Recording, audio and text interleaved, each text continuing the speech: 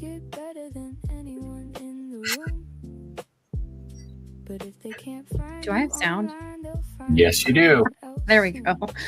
Oh, good morning. Good morning. It has been a morning already. Welcome to Social Surge. We're just going live over on the gram.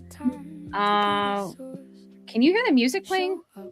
Yes, I can. Yes, I can. I can't hear you. Why can I not hear you? Where's my stuff? Oh, good times.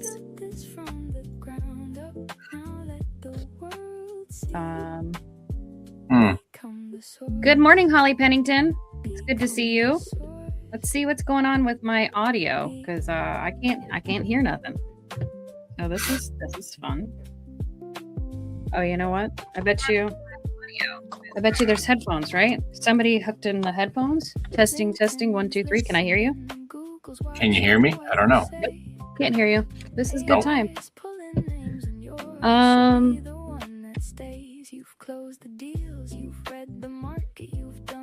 Hi. Good morning. Let's see. Go ahead and I guess Hector, yeah, I can't hear you at all. So why? I wonder why. What's going on? I don't know where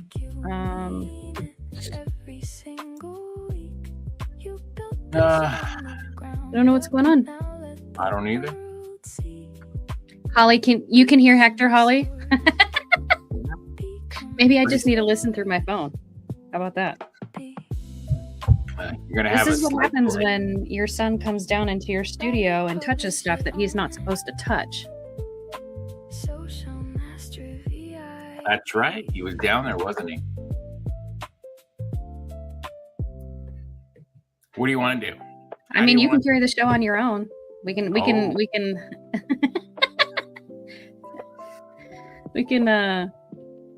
I don't know where my settings are for this. I don't either. But if they can't find you online, they'll find someone else soon. Hold on. There we go. Okay. Oh, you can hear me now? I can hear you now. Oh, well, let's go. So my speakers were some KTB USB audio, which I've never seen on here before. So I'm assuming it's something that your boy decided to hook up while he was down here doing his interview. And now, anyway, we're all good. Good morning, everybody. Welcome to Social Surge. Technical difficulties again on this Thursday. I'm Mo Regalado. Over there is my ride or die, my boo. Good what the heck, morning. Hector Regalado. Oh my gosh. Let's get this going. Let's get the show going. What are we doing today? Tell me. So today is actually kind of an important thing that's been going on. We need to talk about terms of service, the TOS. The terms of service. You clicked I agree, and now what? Right? So let me ask you. I don't know. You're actually pretty good at this. You read terms of service, don't you? I skim it. I don't. I do go through them. I look for oddities in it, right? I don't really go line by line. I try to catch little bits of things that stand out. Okay. And so you're just looking for that odd thing, right? I am, because there's always, not always, there's sometimes some interesting things that pop out. And yes, so I do kind of peruse it a little bit and try to pick up on some things that are unusual. Right. And I think what people don't realize is that when you're signing a terms of service, when you click that little button and you scroll the way, right? You're like, oh my gosh, this thing never ends. I just want to use my phone. I just want to sign up for this program or this app. You're actually entering into a legally binding contract. Correct. And it's gonna tell you everything within that contract of what they can do with your data, your content, your likeness, and even your account. And the reason why you and I are actually talking about this today is that Instagram last week, was it last week? It was last week. Last week. Instagram last week. Now, mind you, they pulled it back. So they said they're not going to do it. However, and that was after backlash. So Instagram/Meta said that they were going to start using your public pictures to create their AI images with their Muse. It's called Muse, M-U-S-E, Muse AI. Yes. And technically, they didn't have to tell you that they were going to do that because you signed the terms of service. Yeah. Now, I know things have changed, obviously, with AI in the last 4 years. It's really been 4 years. It's kind of crazy. Yeah. Everything has drastically changed. I know when you and I were playing around, and in fact, when was the last time you used Midjourney? Have you used Midjourney in a while? I think the last time I used Midjourney was last year, to be honest. Are we still paying for it? Unfortunately, it's a year to year. Yeah, we're paying. We paid up. I haven't used Midjourney in forever. And one, it's because it's on Discord. So it's on a server. And I don't know. I hate using those things. And it's just... Well, initially, I mean, it was a good platform for them to launch it. It was easily accessible to people, right? But as the AIs grew, got more sophisticated. Yeah, well, they grew, right? They understood that people wanted something a little easier to use, right? So Midjourney really didn't change how they did it, and so the other AIs really picked up the slack on that and kind of put Midjourney on the back burner.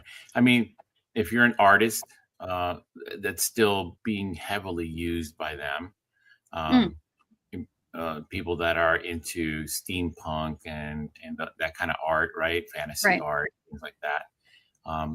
Some photographers still use it. They really dialed in their prompts. That was one thing about Midjourney, that you really could, set your camera set and things like that. I mean, amazing. But the other AIs simplified it. Yep. Yeah, the one thing with Midjourney is that you absolutely had to know how to prompt something properly. Yes, you could put in a simple prompt, and yes, you would get an okay result. But if you actually dialed in all of your specifications, like aperture and shutter speed and lighting and all of this stuff, I mean, you could come up with some amazing, amazing content. That comes back to, who does the content actually belong to? Does it belong to you, or does it belong to the platform that you created it with? And there was there was a case in the Supreme Court that had to do with that. We talked about that last week. Who does AI belong to? Who does the content belong to? Right. It came down to copyrights and things like that of who owns that image. Right. Is it the platform or is it you? Right. And they kicked it back down to the lower courts to stick with the lower court standing. But I think one of the things that we don't discuss enough when we talk about terms of service is the fact that you are signing a legally binding contract, and people don't treat it like that. No. And if you're a small business, or if you're a marketer or creator, you really do need to know what it is that you're agreeing to. If you're just just a general user, somebody that goes on and does simple work, I mean, you can get away with just checking that box and saying, okay, I'm good to go, because you really don't have anything that it could potentially be taken from you, if that comes down to it. That could harm your business. Right. And I think a lot of times, because we've gotten so almost desensitized to terms of service, we decide to go ahead and trade convenience for consent, right? It's just easier just to scroll through and not have to deal with any of the issues. And so now I'd like to take you back to 2018, 2019. I have talked about this before because it was such a huge part of my business at the time, and not data collection or anything like that. Right. But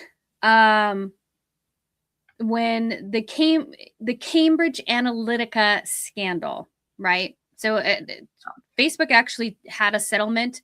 If you were part of the class action lawsuit, I think you got a total of $3.73.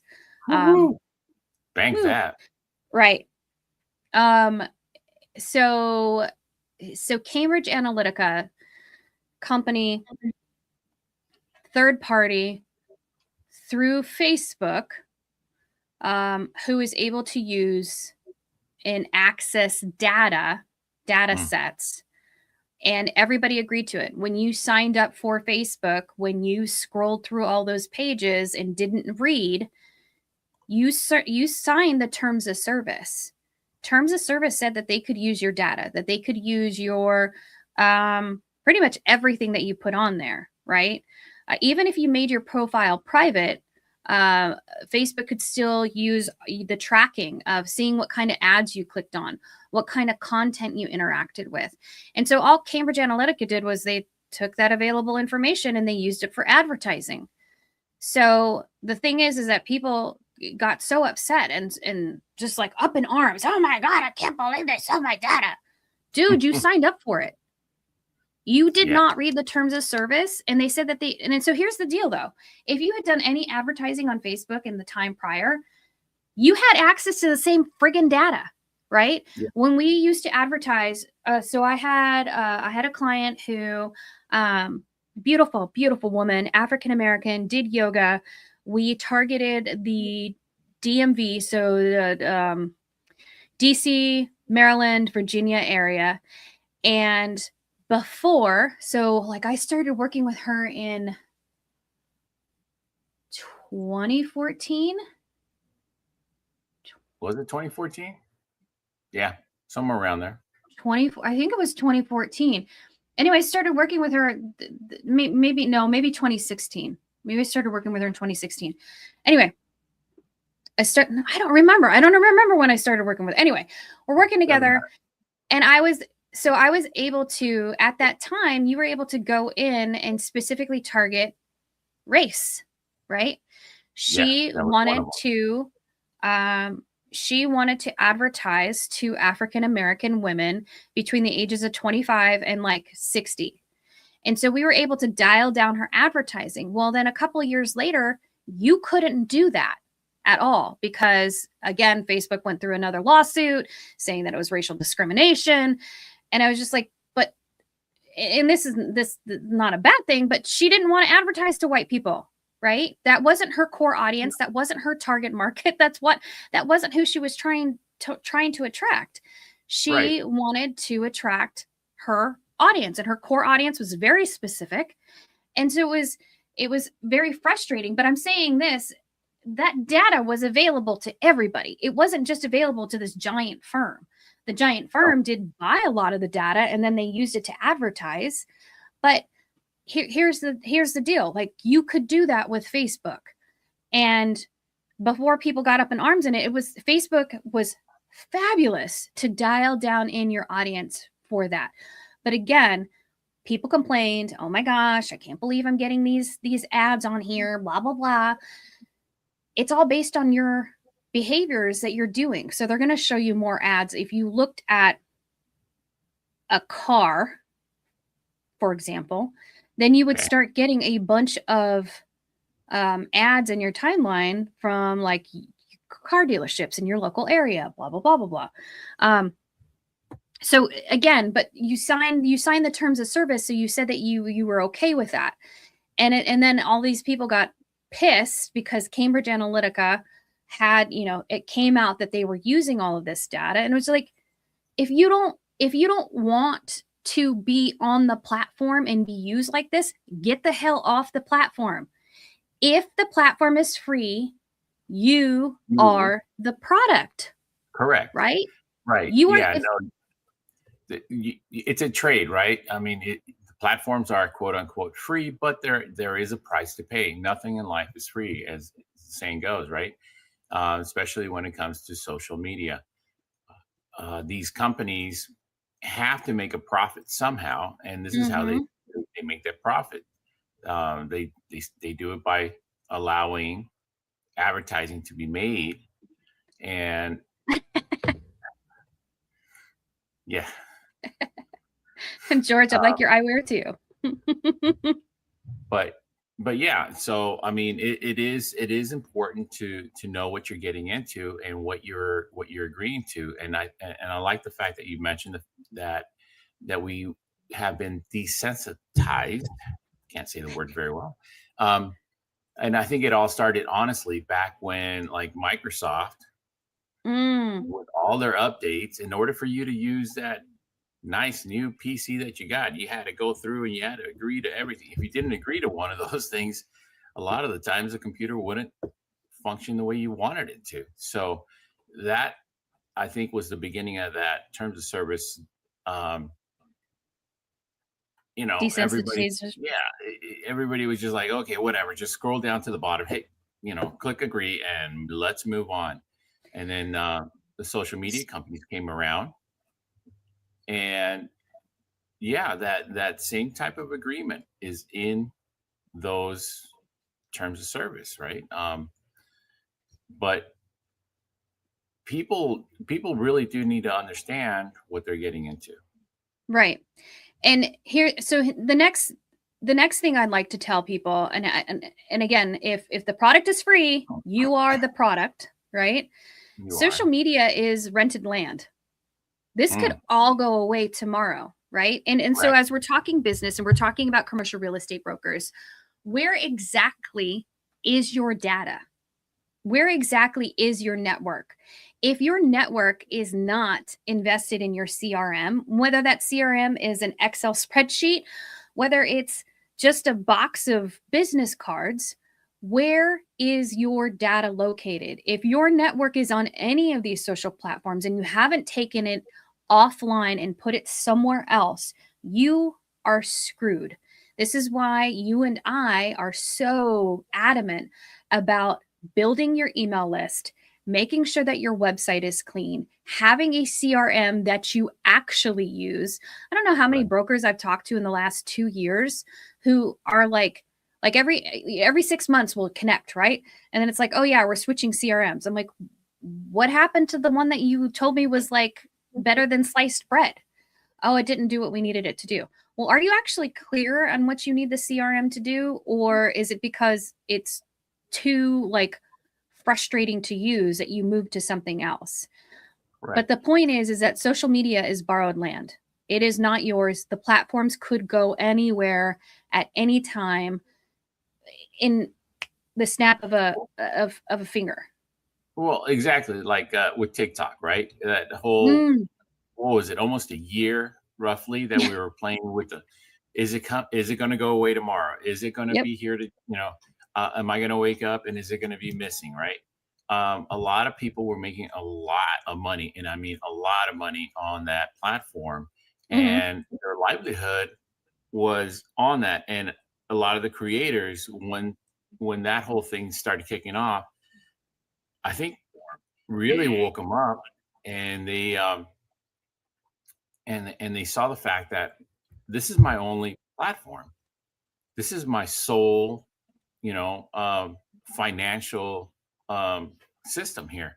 If it goes away, if they decide that tomorrow the deal is broke and we're not going to have TikTok, where am I going to be? Where am I going to, how am I going to eat?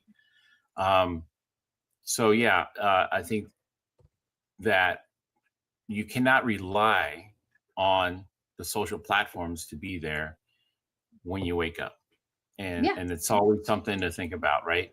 I mean, the TikTok thing was forever, right?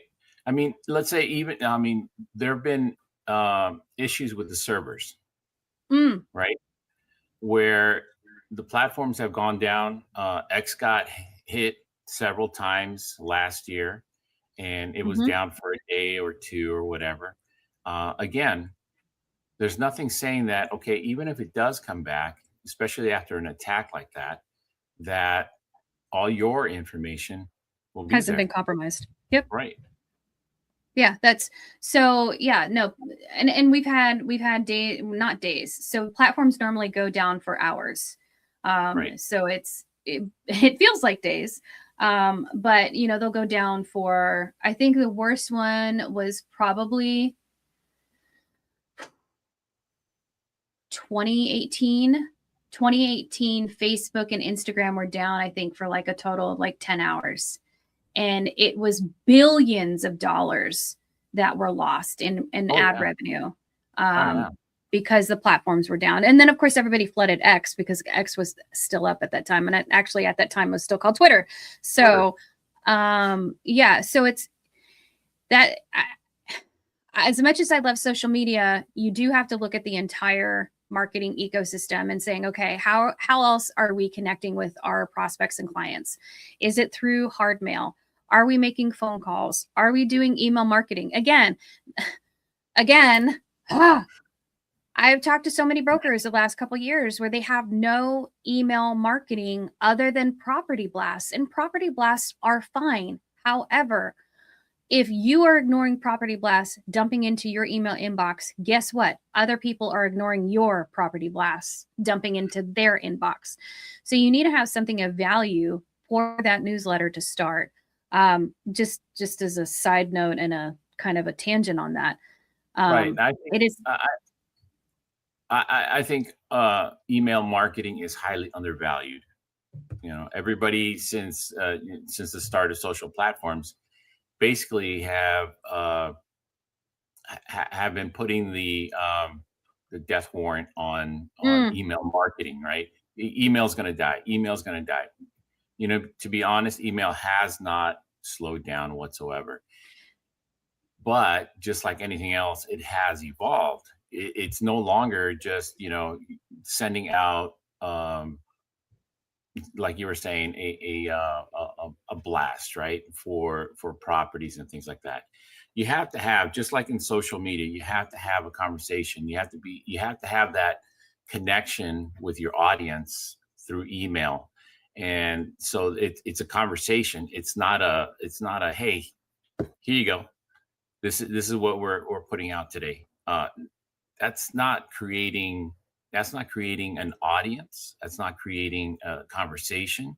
You want to have that same kind of discussion that you're having on socials through email. Yeah. And a lot of people, it comes with the territory of, I don't know what to put on social. I don't have anything important to say for email marketing. And it's like, why not, actually talk about, like, so we send out these podcasts. That's part of our email marketing. Once a week, we'll send out an email saying, hey, this is what you missed this week on social search. And we send those emails out. For one of our clients, we send out emails once a week about loan programs or about case studies. Or is it once a week? We do it for them once a week, don't we? Yeah. Yeah. And we use their social media posts that we create to help create those newsletters. And they get good open rates. They get good click-through rates. And they get very, very good, hey, we need to talk about this program that you have available. Anyways, this is besides the point. You are on rented land. If you are not taking your stuff off of the social platforms and putting it somewhere else, if any of these platforms go tomorrow, you might be ass out of luck. And that being said, well, I'm just saying, like, No, it's true. I mean, the things that you have to look for, right, when it comes to social platforms is the data collection, right? right. Things that and Meta's come out about it, as well as LinkedIn and X. that they're training their AIs based off of your posts, right? They're And not just your posts, but also your direct messages. They're reading true. your messages too. So don't forget about that. That came out, I think, last year. Hmm. They were saying that they were going into your DMs. Wait, and so that's again, this was also a big thing with WhatsApp because WhatsApp's supposed to be private, right? But Meta had to disclose that, oh yeah, we're reading your WhatsApp messages. Oh yeah, definitely. Yeah. I mean, they have total access. As much as you think your stuff is truly private, it's not. It's not. It's not. You still need to think about what you're putting out in your DMs, um, uh, as far as privacy stuff, right? Client information, property information, things like that. You have to really think about: is this something that if it gets out, will it compromise this deal, right? Licensing rights is another thing that you Mm, have to think about, right? Or even back to the Supreme Court ruling, copyright information, right? Is it mm, yours? Is that information 100% yours? right. Um, there are arbitration clauses in those terms of service that you have to consider as well. Account termination, they can Facebook's great for this one. Since they have no customer service anymore, if your account gets closed because their AI deems your account Oh to yeah. have violated something in the terms of service, you're locked out. Yeah, there's no getting back. In fact, we're dealing with that with a client right now who got locked out of their account. Um, Two-factor authentication was set up, and they don't they don't know how that was done. Either they forgot, and they keep trying to get back into their account, and they cannot. Nope. So it is affecting their page currently. We've had to do some sidestepping and going around some things, which is we were able to, thankfully. But if you own a Facebook business page, if your Instagram is connected to your Facebook business page, you need to make sure that you have more than one admin on that business page. And it's a pain in the ass. Facebook has changed a lot of stuff on the back side. In fact, I should probably do a class on that on Social Search or in Social Mastery VIP. Like just do like a video and then do a walkthrough of how this is how you add admins. This is what the back end of Business Suite looks like, Mm. especially with Facebook bringing back Creator Studio. Which, on a side note, not that I like to do side notes at all. Um, No, of course not. so Apple has their Creator Studio, right? They just announced that earlier this year, which we still haven't Yeah. even signed up for. Again, Yes, we another do. side. No, We we haven't? have it. Yeah. Huh. Okay. Mm, Well, I need to play with it, I guess. mm, Um, Facebook before had Creator Studio. They got rid of it in 2023. yeah. Though Creator Studio was fabulous.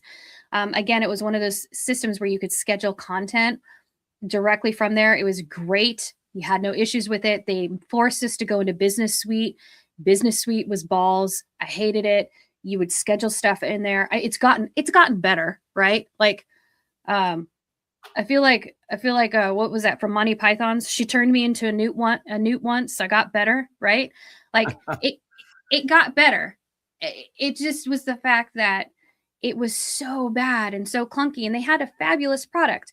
Okay, so Facebook's coming out with again with Creator Studio. It's going to be available. It'll be its own app. Um, the problem is that when you are creating content on any of these platforms, you have to realize that you have agreed to the terms of service, and that if they choose to use Mm. your content in any kind of advertising, that they absolutely can. And it's a very frustrating thing to think about. Um, and you should be aware that that could very well happen. Again, lots of things have happened with Facebook. Facebook seems to be the biggest culprit, but they're the ones that will go and do stuff without actually saying anything. I haven't seen a lot with LinkedIn, but LinkedIn has the same, like I'm sure LinkedIn has the same terms of service. Any kind of content that you put on there, doesn't technically, like, once it goes out there on the platform, does it belong to you? Does it belong to the platform? Depends on what the terms of service says. And Well, I mean, let's not just pick on social media, right? I mean, there have been other companies that have done it, right? Like Disney, when they went and changed their terms of service for Disney Plus, right? They really opened up a can of worms. Again, I think the general public doesn't really pay attention to the terms of service, right? And so when the companies decide that they want to change something a little bit here and there, it stirs up a hornet's nest. And Disney did it with Disney Plus. They opened up that can of worm, and they had to backtrack on that quickly because they were losing subscribers left and right. It wasn't a monetary increase that really set it off. It was something else, right? And it just didn't sit well with the public. But just think about it.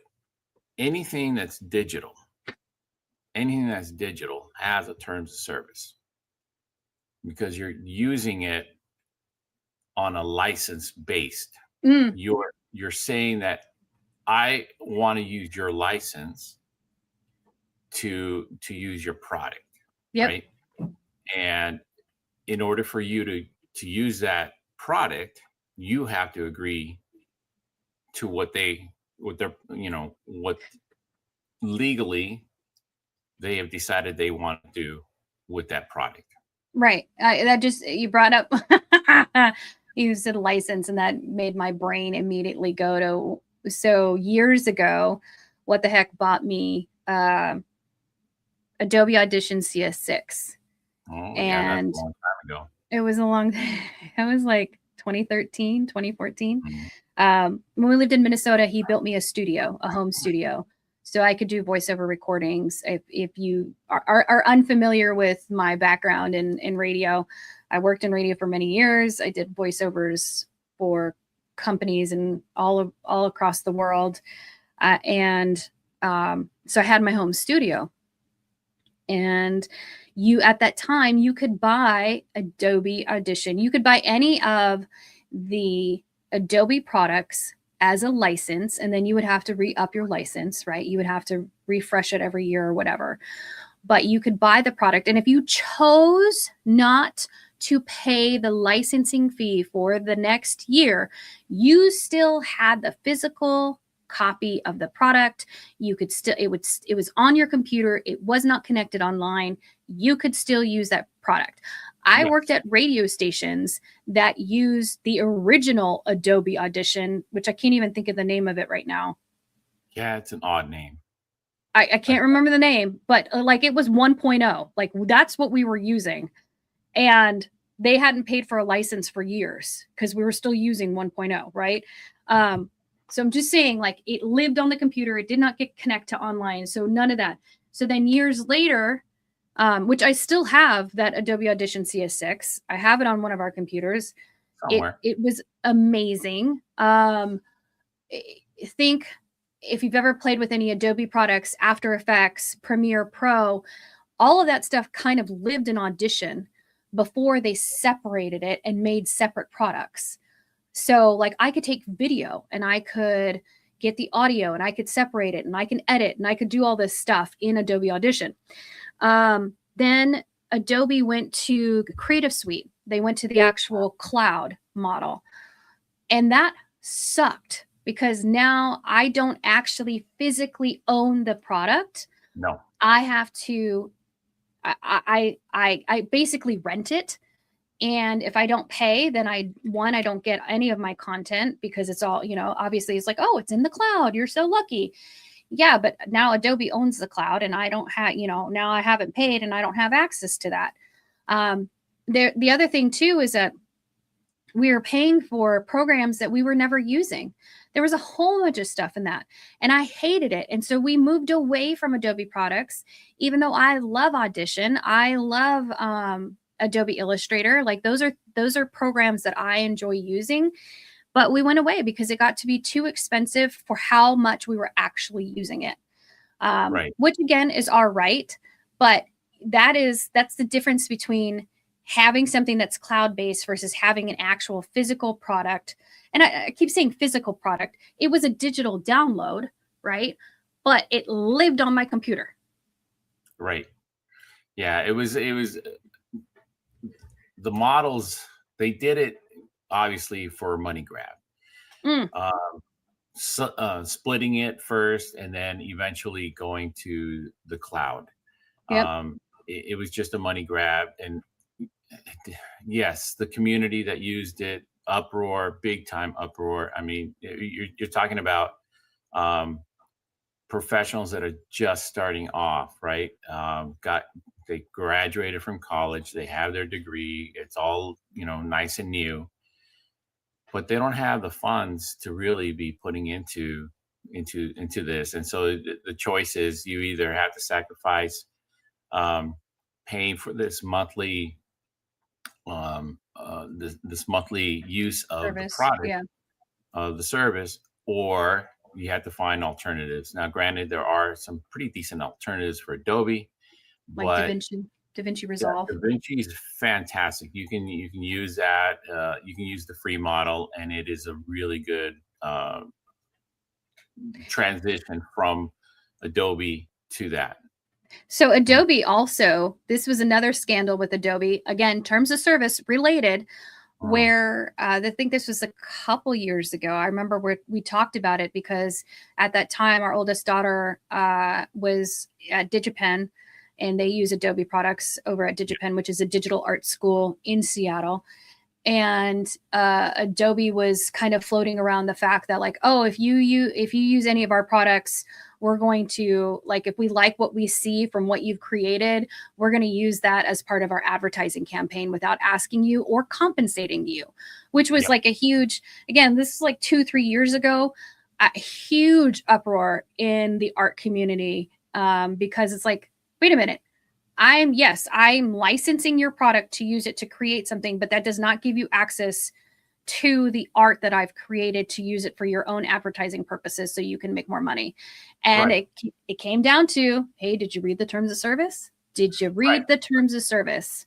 But on this particular case, right? This is individual property. This is intellectual Mm, property that they could actually go if they wanted to. This one, I think, would fall under that the case with the Supreme Court, um, in that the majority of the art that they were talking about in that case was AI generated, right? Strictly from a prompt. no, It it was- wasn't AI generated. That was no, why Maxine, that's why no, I Maxine know. was, I'm talking about the Supreme Court ruling. oh, yeah. Sorry. That was strictly AI prompting. And so, because you put a prompt in, is that yours? Right. Right. Whereas the Adobe terms of service issue was more about them taking an intellectual property, something that was created from scratch, from an individual's imagination, placed on a digital platform to create it, to draw it out, to Right. paint it, to whatever, right? So I think in that case, I think that if anybody wanted to, and I haven't really looked into it since that time period, but artists could, I think, have a pretty strong case about, is it yours? Yeah, it's yours. Right. The product, Adobe or whatever platform that they choose to create that art in, is just a medium. It's Right. just a paper, essentially. Yeah. Yeah, it was a huge issue in that community, especially with digital artists Hmm. who were rendering and creating and modeling. I know a lot of the modeling happens in like programs like Maya, but I mean, when you're telling people that their work can be used arbitrarily by you to make you more money, and you're not going to fairly compensate them, that's super messed up. It is. And they had every right to, and I believe Adobe backtracked on that, but it's one of those things. So So going back to the beginning of when we started the show, we were talking about Instagram, we were talking about Meta, and we were talking about their AI image generator called Muse. Mm. There are companies who announce that they're going to do things. There's public uproar, there's backlash, and then within 6 months to a year, they quietly slip the same thing into the terms of service. They slip it into a product update. In fact, I sent you something earlier, Hector, which was super funny when it popped up on my feed on Instagram, of all places, and it's about Microsoft having a program that lets AI take screenshots of your computer every 3 seconds. Oh, I haven't seen that one. They tried to do it in 2024, faced backlash. Now it's an opt-in, but the opt-in is confusing. All it asks is, do you want to save snapshots? Now, I went into the comments to see if this was true, and a lot of people had a lot of stuff to say about it having misleading claims.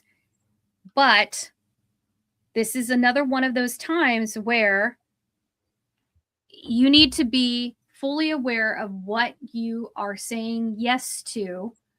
Again, this is a post on social media. I thought it was interesting because of the conversation we're having about terms of service. Going to Instagram, Muse, their image generator, and taking your public photos and using them to help generate images, I have no doubt in my mind that Meta, in their infinite wisdom, in the next 12 months, will try to slip this in again at either the next update of your app, or if you are, if you're going to be using Muse. The thing with Meta and Facebook right now and their whole AI platform is they are pouring billions of dollars into their AI, and they're not really seeing any sort of financial gain or return. Billions of dollars. So they're trying anything and everything that they can to actually get it to work. Last but not least, let's talk about real quick. Well, since we are talking about AI,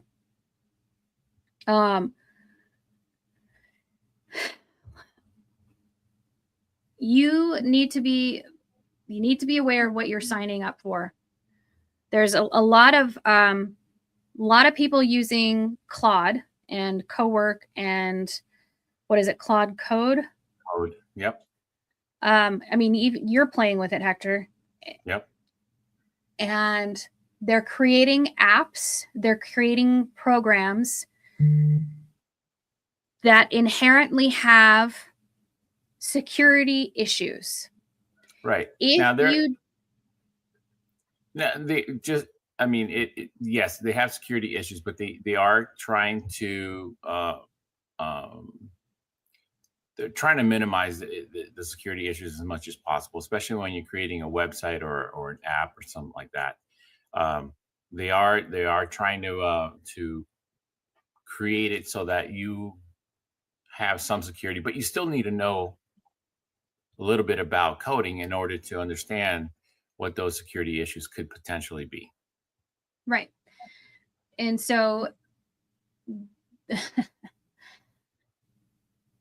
I would highly recommend for anyone who is creating these types of items, whether it's an app, whether it is some sort of program to help with productivity, check to see where or who it actually belongs to. Because I would not be surprised that if you go into the terms of service of any of these contracts with Claude or with ChatGPT or Perplexity or any of that stuff, that somewhere written in there is that they actually own anything that you create. I'm not saying I know that for sure. I'm full transparency. Have I read the terms of service? Hell no, I haven't read the terms of service. I'm one of you. I scroll through, I click yes. And part of that yes is the desensitized. Whoa, I'm desensitized to it Hector and I have had our information stolen so many times when he worked for the government that it's Highly just secure. yeah, it's super highly secure. We had our information stolen 3 times in a period of 5 years, and we didn't find out about it being stolen the first time until 3 years after it happened. And then we got a letter in the mail saying, hey, sorry this happened. Here, you can sign up for credit protection or some shit like that. Credit and reporting. Oh, okay. yeah, and we had to pay for it. They weren't willing to give it to us. We had to pay for it. So at this point, I'm like, everybody's got my information. It don't matter. You want to see my credit score? It ain't good. But the point, the point is that you got to know what you're signing up for. Katie McManus, thanks for joining us over on the gram. So read the terms of service, figure out how comfortable you are on posting your content, particularly when we're talking about family and friends and stuff like that. Be aware of who can use your photos and just being more informed. Don't be one of those people who's like, I didn't know that. You signed up. Did you read the terms of service? Did you read the TOS? If you didn't read the TOS, then this is all on you. And you are just as guilty as the other platforms. My dear, thank you for joining me this morning on Social Surge. We will be back here on and then I think coming up the 20 hold on, check my calendar. I think coming up on the 30th, on July 30th, we will have a special guest, Mr.